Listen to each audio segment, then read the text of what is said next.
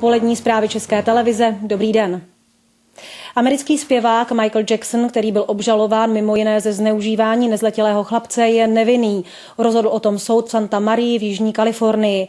Porota shledala zpěváka nevinným ve všech 10 bodech obžaloby.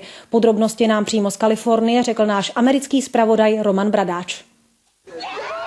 10 bodů obžaloby a 10krát zaznělo nevinen. Fanoušci Michaela Jacksona začali oslavovat. Napětí se náhle proměnilo v obrovskou radost. To není jenom Jacksonovo vítězství, stejně tak patří všem, kteří celou dobu věřili v jeho nevinu. Obavy z rasové předpojatosti poroty se ukázaly zbytečné. Když soudce řekl, pane Jacksone, jste volný, můžete odejít, měl jsem pocit, že hezčí slova neexistují. Věřím, že to hrozné období dneškem skončilo a Michaelův život se vrátí do normálu.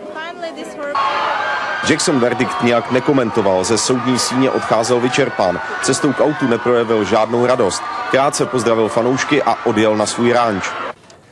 Nejsem výrokem poroty překvapen. Pověst žalující rodiny není dobrá a v podobných případech, kdy stojí tvrzení proti tvrzení, porotci porovnávají důvěryhodnost nesvářených stran. 12 porotců strávilo posuzováním Jacksonova případu více než 30 hodin čistého času. To je neobvykle dlouhý čas.